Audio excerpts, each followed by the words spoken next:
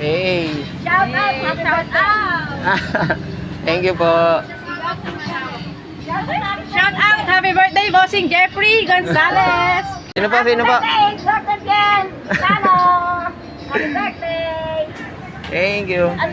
Ako si Bok, lumaking mahirap pero mataas ang pangarap. Bali, ito mga video nga na to ay pangyayari kahapon at ngayon. Dumaan muna nga ako ng simbahan para magpasalamat. Kasi kahit pasuko na ako, gumagawa ng paraan si Lord at gumagamit ng mga tao para tulungan ako. Sumilong nga muna ako sa isang tabi kasi ang lakas ng patak ng ulan. Bali, namili nga pala ako ng mga kailangan ko para sa cheese stick na pa-order ko. Hindi ko pa man nadideliver pero maraming salamat na po talaga sa 32 na tao na umorder sa akin. Ay sorry, 32 tabs pala, hindi 32 na tao. Bali pag uwi ko nga ng bahay ay binilan ko muna si mama ng pineapple juice kasi sobrang taas ng BP niya, umabot ng 190 pero hindi ko alam kung bakit. Tapos inasikaso ko na nga dito yung mga basura kasi sobrang naipon na. Pagkagabi na kasi ay limitado na yung galaw ko kasi medyo napapagod na talaga ako kaya itong mga hugasin minsan pinagpapabukas ko na lang.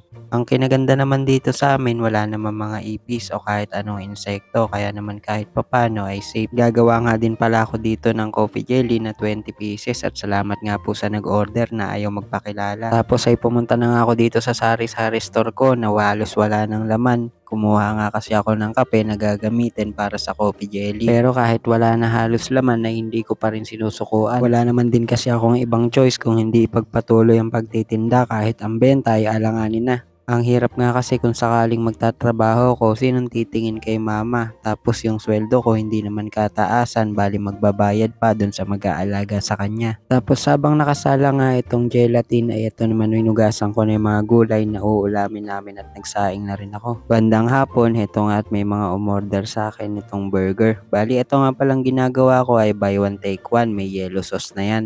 Yan na nga palang yellow sauce yung nilalagay ko sa mga burger at sa mga hotdog.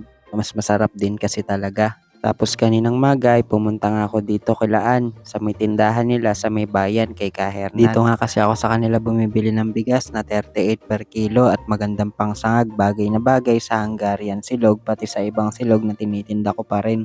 Shoutout nga din po pala dito kala nanay at kila ate na nandito sa tindahan kanina. Pagka uwi ko nga ay nagluto lang ako ng order tapos dadalhin ko naman sa may bayan. Sa may DTMI kung saan nakapwesto ngayon ang Sonic Printing Services. Dito na kasi yung bagong location ng store nila na dating nasa tabi ng Pure Gold sa may San Jose. Bali dito nga ako kinila sir nagpapagawa ng tarpaulin pero ngayon ay binigyan niya ako ng sticker para dun sa ginagawa kong cheese stick.